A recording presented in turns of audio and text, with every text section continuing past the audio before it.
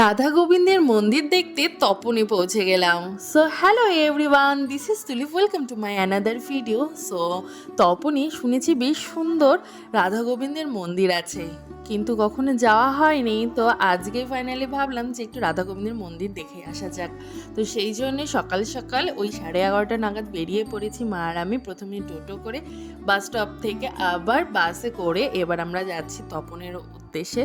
আমাদের এখান থেকে বেশ কিছুটাই সময় লাগে, আমাদের পৌঁছতে ওই মোটামুটি 1 ঘন্টার মতো সময় লেগেছে। তো পৌঁছেও গেছি সেখানে। তপন চৌরঙ্গি মোড় থেকে নেমে সোজা একটু হেঁটে আসার পর এখানে একটা কালী মন্দির রয়েছে, এই যে সামনে কালী মন্দির, তার অপোজিটেই ঠিক রয়েছে আমাদের সেই রাধা গোবিন্দের মন্দির। মন্দিরটি ভীষণই সুন্দর, তোমাদেরকে আমি টোটালটা শেয়ার করব।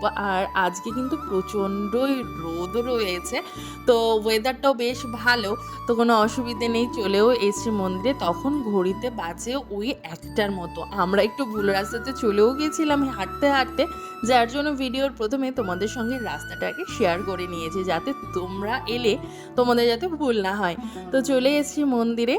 তো এবার সিঁড়ি দিয়ে ওপরে উঠছি। আমাদের ওখানে একজন বললেন যে 1টার মধ্যে মন্দির বন্ধ হয়ে যায়, যার জন্য আমরা ঝটপট উপরে চলে এসেছি। মন্দিরের ভেতর ঢুকতেই যেন একটা আলাদাই শান্তি লাগছিল। মন্দিরটা ভীষণ বড় একটা মন্দির, এখনও মনে হয় কাজ কমপ্লিট হয়নি, বুঝতেই পারছো। শুধুমাত্র রাধা গোবিন্দের মন্দিরই হয়েছে, তার সাথে আরও 2-1টা মন্দির রয়েছে, তো সেটাই শেয়ার করছি। চলেও এসেছি এখানে, এই হচ্ছে রাধা গোবিন্দের মন্দির।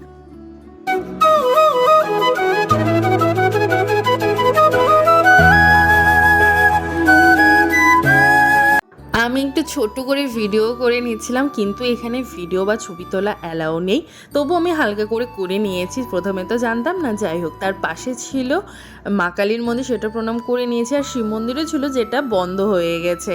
তো সে একদম কি ভাগ্যটা ভালো যে মন্দির বন্ধ হয়ে গিয়েছিলো, কিন্তু অন্নভোগ আমরা পেয়েছি।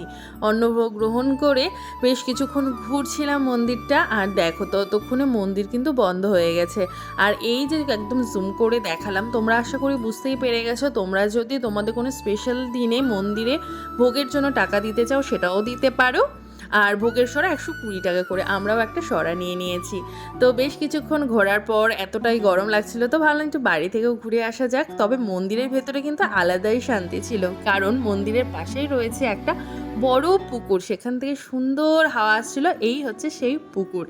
তো সেখানেও কিছুক্ষণ বসে থাকলাম, তার মধ্যে আমার বড়ও চলে এসছে। তো বেশ কিছুক্ষণ সময় কাটানোর পর তো ভাবলাম যে একটুখানি ওই পুকুরেই দেখছিলাম নৌকোয় করে ঘোরাচ্ছিল, 20 টাকা পার হেড নিয়েছে। তো আমরাও একটুখানি ঘুরে নিলাম, একটু ছবি টবি তুলে নিলাম। বেশ ভালো লাগলো, ভীষণ ভালো লাগছিল, মনে হয় সারাদিন সেখানেই বসে থাকি।